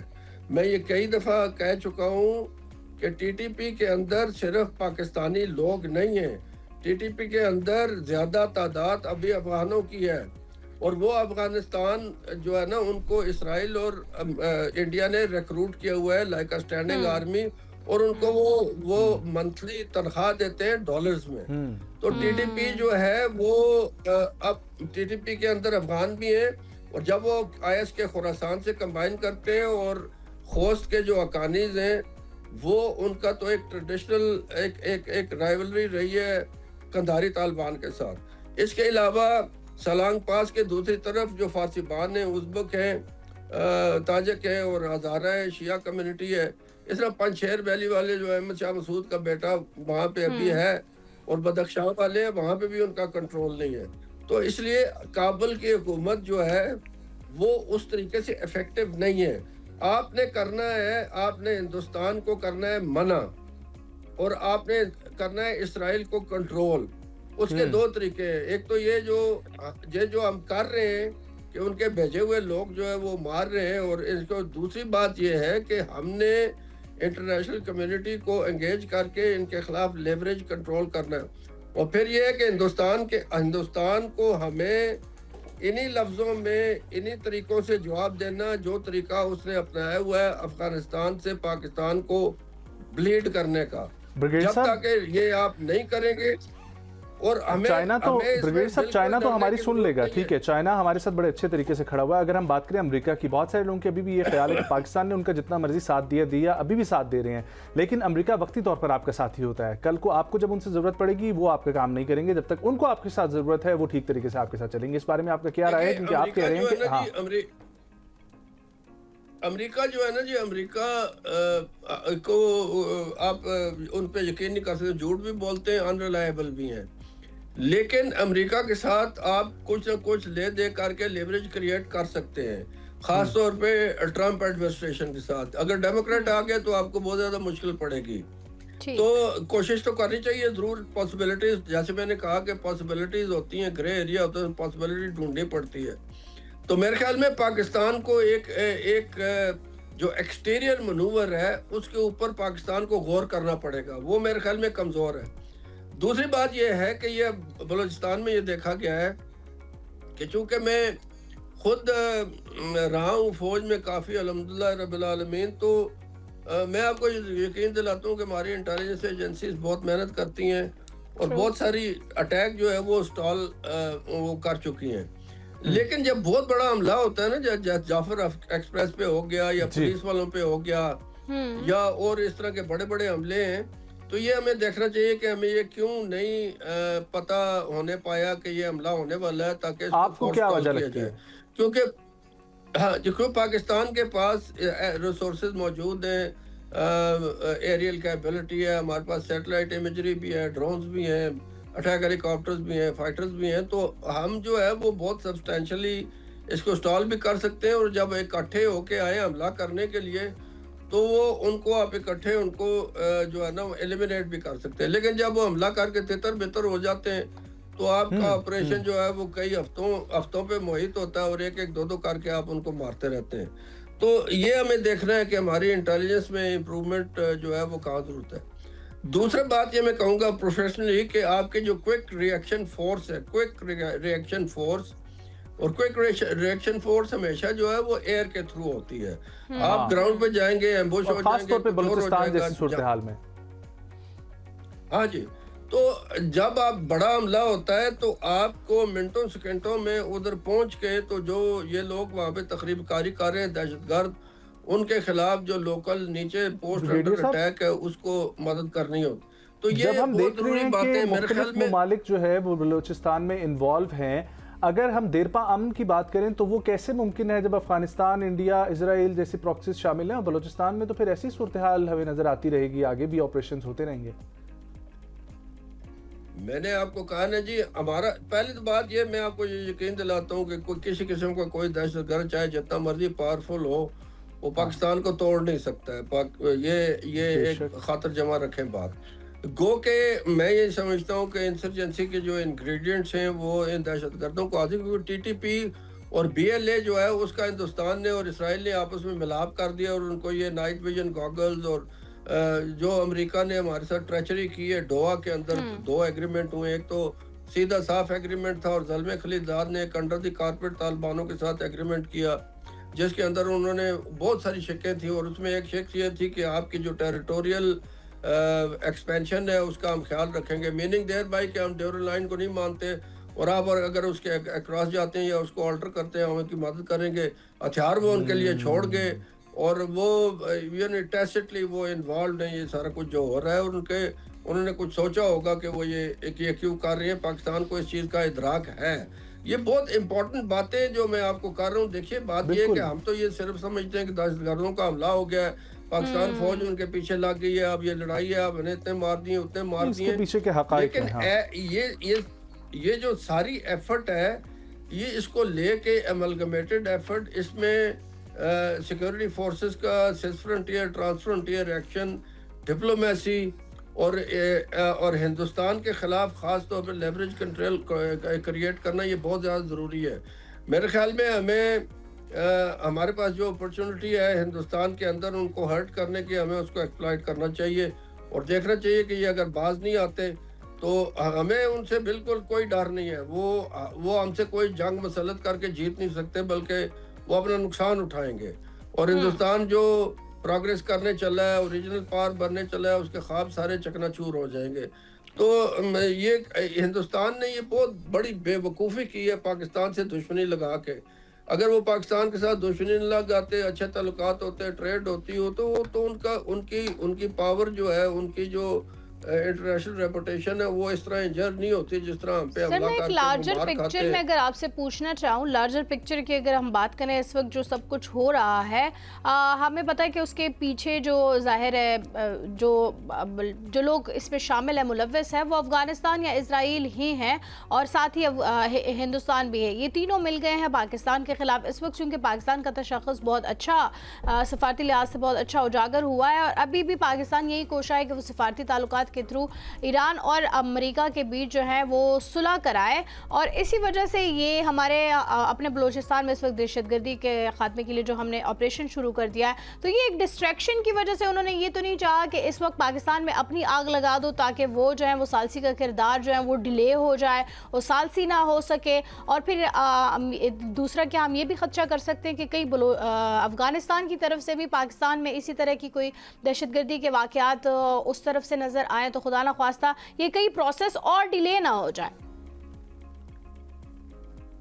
دیکھیے آپ کو یہ یقین ہونا چاہیے کہ جو انٹینشن ہے یہودیوں کی، وہ یہ ہے کہ کوئی بھی مسلمان ملک اتنا پاورفل نہ ہو جو ان کے راستے میں آڑیا ہے. وہ ایران کے متعلق بات کرتے رہے ہیں 40 سال، امریکہ کو کنونس کرتے رہے ہیں کہ ایران کو مارو، اور اس میں ساتھ ساتھ وہ پاکستان کا نام بھی لیتے ہیں. اور پاکستان میں انہوں نے 1990s کے قریب اپنی ایئر فورس بھی بھیجی تھی کوٹا کے اوپر ہندوستان سے مل کے. وہ ہمیں پتہ چل گیا تھا، ہماری ایئر انٹیلیجنس اور ہمارے ریڈار نے پک کر لیا تھا ان کو، اور پوری Pakistan air force airborne ہو گئی تھی. اور میں اس وقت فوج میں تھا، اور میں کمبیٹ گروپ میں تھا، اٹیک ہیلی کاپٹر بریگیڈ میں تھا.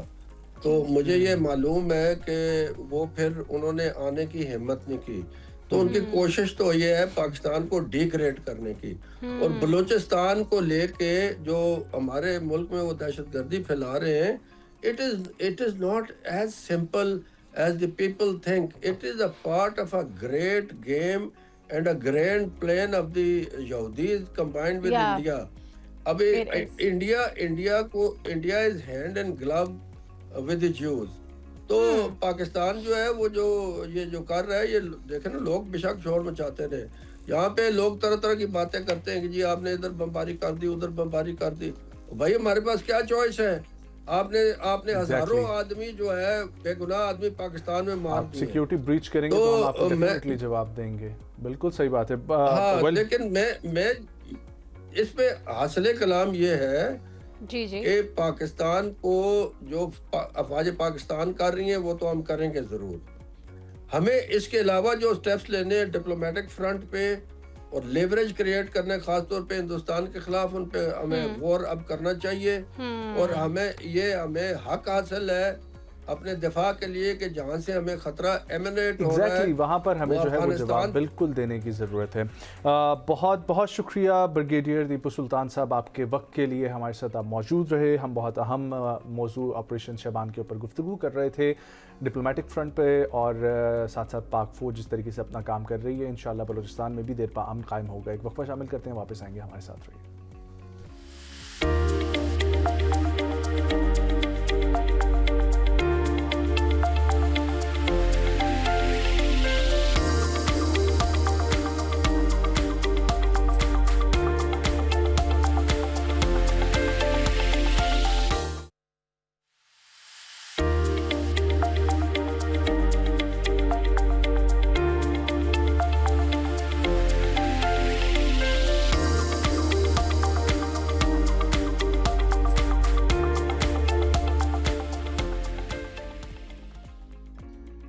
Welcome back viewers.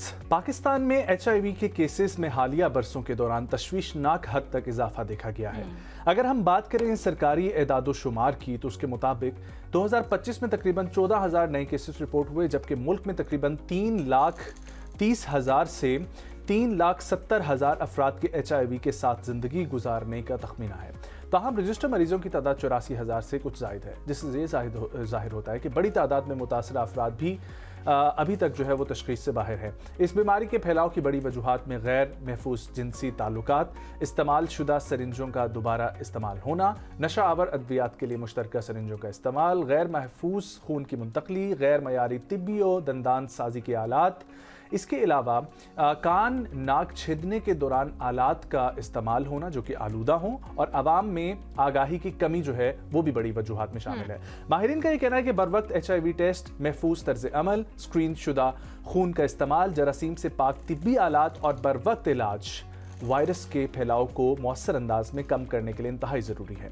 आइए बात करते हैं HIV से मुतालिक समाजी बदनामी, ये जो स्टिग्मा है और आगाही की कमी में मरीजों की तशख़ीस और इलाज पर किस हद तक असरअंदाज होता है ये सिलसिला। इसी के ऊपर बात करने के लिए हमें ज्वाइन कर रहे हैं CEO global health strategist and इम्प्लीमेंटेटर्स doctor Rana Jawad Asghar साहब हमें ज्वाइन कर रहे हैं थ्रू वीडियो लिंक। अस्सलाम वालेकुम डॉक्टर साहब, thank you so much for joining.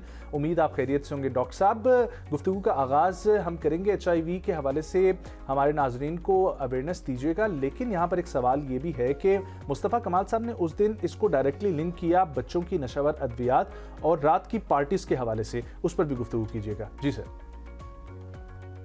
बहुत शुक्रिया जी, आपने प्रोग्राम में इनवाइट करने का, और एक अहम ये मौजू है और आजकल ज़ेर बहस है, तो उसके ऊपर हम क्लैरिटी ला सकें। स्टार्ट जिस तरह आपने कहा है कि फेडरल मिनिस्टर साहब ने जिक्र किया है कि नाइट पार्टीज भी एक वजह है HIV के फैलने की, तो मैं उसमें ये कर दूं कि आम जो डिनर्स पे लोग जाते हैं वहाँ पे ये नहीं होता, लेकिन जो ख़ास पार्टीज होती हैं जहाँ पे नशा भी होता है और बाकी चीज़ें भी होती हैं, वहाँ से ये बीमारी फैल सकती है।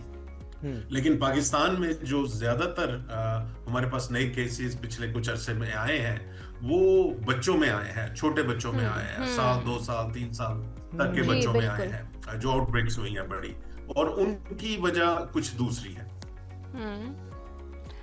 सर, एक तो मैं आपके फेडरल मिनिस्टर साहब से आपने जो कहा, उन्होंने कहा कि भी नहीं, उन्होंने कहा कि नाइट पार्टीज भी इसकी एक वजह है, उन्होंने कहा नाइट पार्टीज ही इसकी एक वजह है। इन दोनों स्टेटमेंट्स में फ़र्क है। उनका कहना था ही इसकी वजह है, मतलब उनके ख्याल से यही एक वजह है। जैसे कि आपने जिक्र किया बच्चों में इस HIV की जो तशख़ीस है वो ज़्यादा पाई गई है। हमने पिछले दिनों में एक केस भी डिस्कस किया था कि सिंध गवर्नमेंट में जो है, एक सिंध गवर्नमेंट का एक हॉस्पिटल है जहाँ पे सिरिंजों کے دوبارہ استعمال کی وجہ سے بچوں میں جو ہے HIV زیادہ پھیل رہا تھا، اور اس کے بعد انکوائری کھلی، 7 مہینے وہ کیس چلتا رہا. اس کے بعد اس رپورٹ کا کیا بنا وہ ابھی تک پیش نہیں کی گئی، نہ ہی بتایا گیا. اس ہاسپٹل پہ کوئی وہ بھی نہیں، انکوائری بھی نہیں کھلی، نہ ہی وہاں پہ کسی کو برطرف کیا گیا. سو یہ بھی ایک ہے کہ ہمارے جو بیسکلی اب سسٹم ہے، جو ہمارا ہاسپٹلز ہوتے ہیں وہاں پہ تحفظ فراہم کیا جاتا ہے، وہاں علاج کیا جاتا ہے، لیکن وہی سے ہمارے بچوں کو بیماریاں ہو رہی ہیں. تو اس پر کیا آپ کہیں گے کہ آخر ایسے ہاسپٹلز کا ہونا کیا ہی فوقت رکھتا ہے؟ دیکھیے جی، جو خاص طور پہ آپ جو کراچی کے ہاسپٹل کی بات کر رہے ہیں، وہاں کے بارے میں جو میں نے پچھلے دنوں خبر پڑھی ہے، پچھلے ہفتے میں ہی آئی ہے کہ وہاں تو 30-32 لوگوں کو معطل کیا گیا ہے اس کی ذمہ داری ڈالتے ہوئے. لیکن جو اس کا پرابلم ایک ہسپتال کا نہیں ہے، اور اس کے اوپر میں کافی عرصے سے لکھ بھی رہا ہوں کہ پاکستان کے آپ کسی بھی بڑے ہاسپٹل یا چھوٹے ہاسپٹل میں جائیں گے، وہاں انفیکشن کنٹرول پریکٹسز پراپر نہیں ہے. یعنی کہ ایک انسان کی بیماری دوسرے کو لگنے کا زیادہ چانس ہے. تو ایشو یہ صرف سندھ کے کسی ہاسپٹل کا نہیں ہے. چند ماہ پہلے ہمیں توسا کا پتہ لگا تھا، جب ایک BBC نے رپورٹ ایشو کی تھی کہ اس ہاسپٹل میں ری یوز سرنجز ہو رہی تھی. کچھ عرصہ پہلے لوگ معطل ہوئے، اس کے کچھ عرصے بعد دوبارہ ٹیم گئی، وہاں انہوں نے ریکارڈنگ کی اور دوبارہ وہی کام ہو رہا تھا. تو پرابلم جو میں یہ کہہ رہا ہوں، یہ اسٹرکچرل پرابلم ہے ہمارے ہیلتھ سسٹم کا اکراس دا پاکستان. اور آپ کسی بھی ہسپتال یا ہیلتھ کیئر سینٹر کو تھوڑا سا ٹٹولیں گے، پراپر اس کا دیکھیں گے، تو آپ کو اس طرح کی کافی دل دہلا دینے والی صورتحال نظر آئے گی. جی بالکل. اچھا ڈاکٹر صاحب، یہ فرمائیے گا کہ ذرا ہم بات کر لیتے ہیں کہ یہ جو سٹگما اور بدنامی بن جاتی ہے HIV سے ریلیٹڈ، اس کے اوپر اویئرنیس کی بہت زیادہ ضرورت ہے. اور HIV کو مد نظر رکھتے ہوئے اس وقت حکومت کو کن پالیسیز کے اوپر اقدامات کرنے کی ضرورت ہے قومی سطح پر؟ جی پہلے تو میں سٹگما کی بات کر لوں، اور سٹگما بہت ہی ایک ہنڈرنس ہے لوگوں کے علاج کی. دیکھیے، اگر اس کا نمبر 1 تو یہ ہونی نہیں چاہیے، ہاسپٹل کی سیٹنگ میں HIV انفیکشن کسی دوسرے انسان کو پاس نہیں ہونی چاہیے. نمبر 1 یہ بڑا امپورٹنٹ ہے. تو ہمیں اپنا سسٹم نمبر 1 ٹھیک کرنا ہے، ہاسپٹل کے اندر ان لوگوں کو ٹرین کرنا ہے، اور انشور کرنا ہے کہ لوگوں کے پاس جو ہسپتال میں کام کرنے والے ہیں ان کے پاس سرنجز ہوں، اور باقاعدہ اس ایسی صورتحال سے ہمیں دوبارہ سامنا نہ کرنا پڑے. نمبر 1 تو گورنمنٹ کا کرنے کا کام اس پہ بنیادی یہ ہے.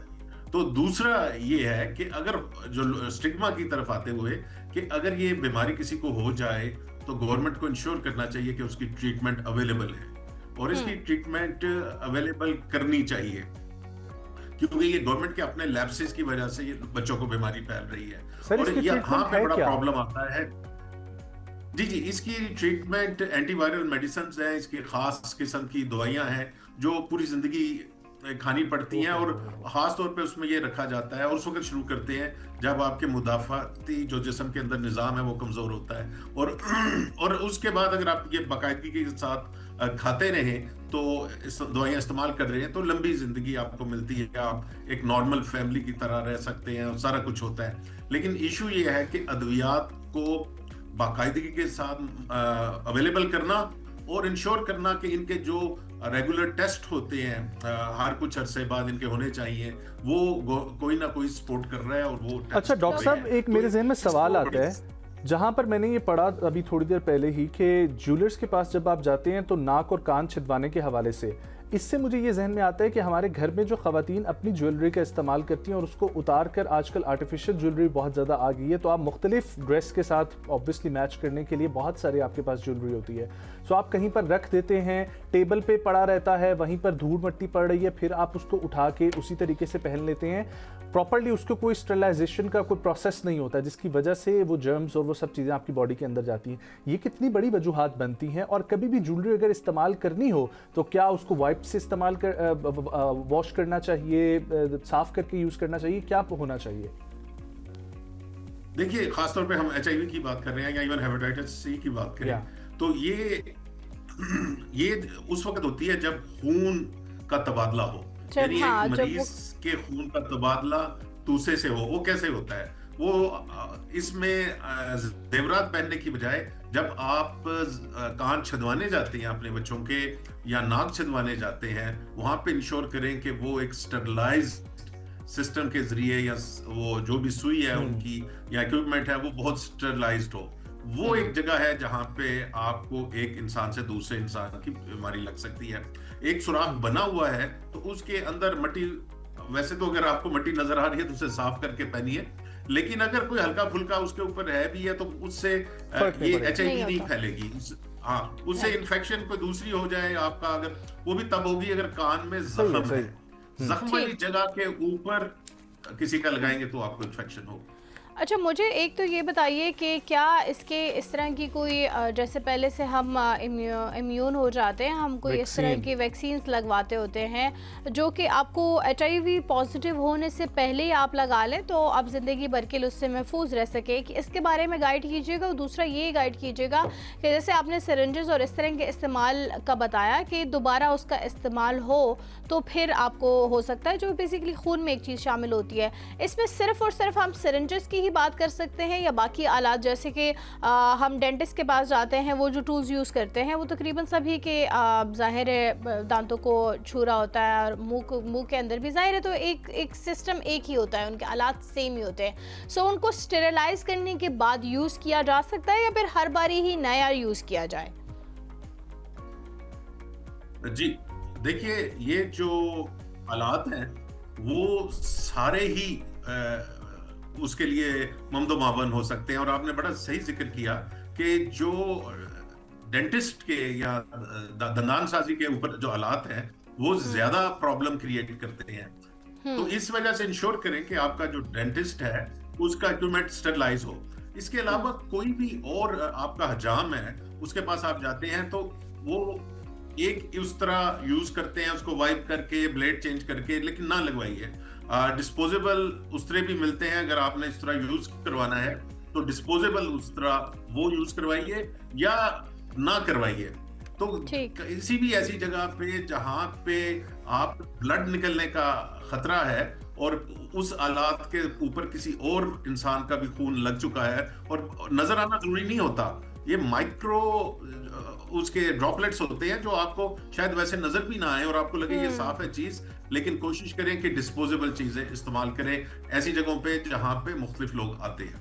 اچھا ڈاکٹر صاحب, اینی ویکسینز اویلیبل جو ہم پہلے سے لگائے تو اس موذی مرض سے ہم محفوظ رہ سکتے ہیں؟ جی, ہیپیٹائٹس کی تو ویکسین نہیں اویلیبل, لیکن اس کا ایک پوسٹ ایکسپوجر ٹریٹمنٹ دیا جاتا ہے.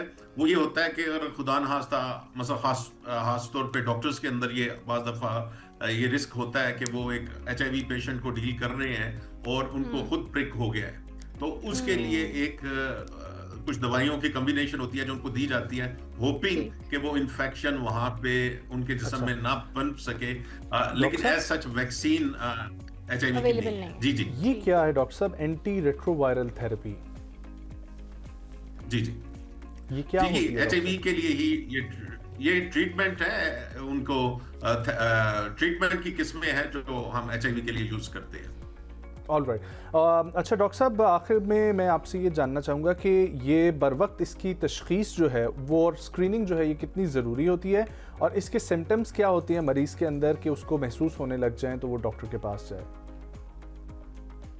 دیکھیے, ایچ آئی وی کے بے شمار لوگوں کے اندر تقریباً یہ جو ڈیٹا کہتے ہیں کہ 50 سے 90% لوگوں تک ڈپینڈنگ آن مختلف ورائٹیز, ان کے اندر کوئی سمٹم نہیں ہوتا, اور باقیوں کے اندر فلو لائک سمٹمز ہوں گے, جسم تھکا ہوا ہے اور سر درد ہو رہا ہے, ہلکی پھلکی جو فلو لائک ہوتی ہیں, اور وہ 2 ہفتے کے اندر ٹھیک ہو جائیں گے اگر ہوئے بھی آپ کو علامات, اور آپ سمجھیں گے کہ کوئی وائرل مجھے ہوئی ہے چیز اور میں 2 ہفتے بعد ٹھیک ہو گیا ہوں. پرابلم یہ ہے کہ اس کے اندر کوئی میجر سمٹم بڑی دیر تک نہیں آتا.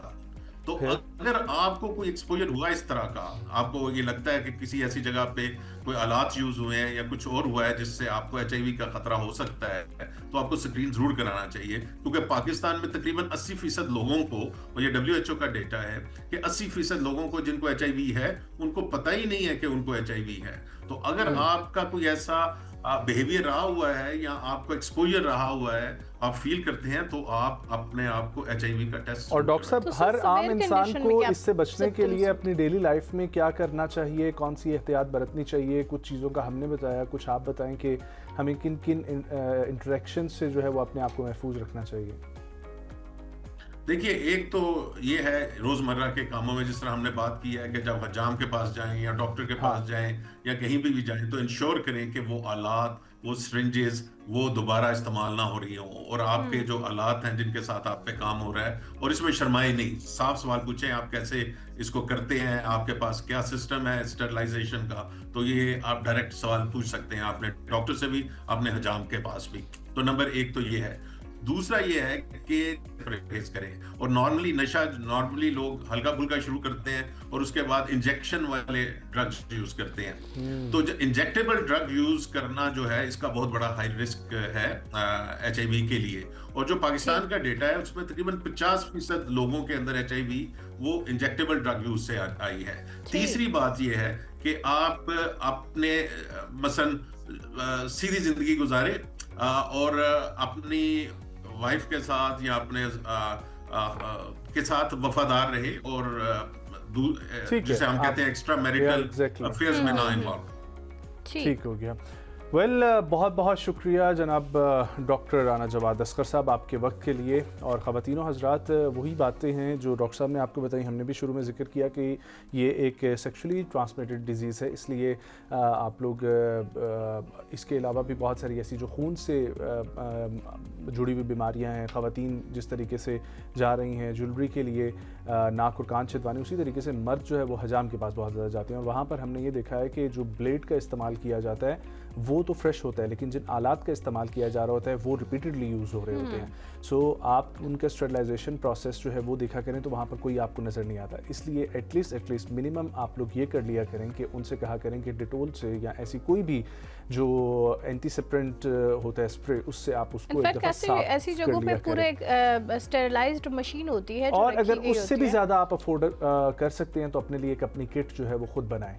اسی طریقے سے جہاں جہاں پر خون کا استعمال ہے اور خون ایک دوسرے کو جو ہے وہ اگر لگتا ہے کہیں سے بھی کسی بھی طریقے سے تو وہ پاک ہونا بہت زیادہ ضروری ہے. تیسری چیز جو سیم کامنلی مجھے اور یاد آتی ہے، آج کل یہ جو استھیٹک پروسیجرز بہت زیادہ ہیں، جب آپ وہاں پر جاتے ہیں تو وہاں پر بھی یہ چیز نوٹ کیا کریں گے جن سٹرنجز کا جس جگہ کا استعمال ہو رہا ہے، ویسے تو وہ استھیٹیکلی تو بہت اچھی لگ رہی ہوتی ہے لیکن وہ کلینلینس کے لحاظ سے کتنی اہم ہوتی ہے، کتنی صاف ستھری ہوتی ہے، یہ دیکھا کریں.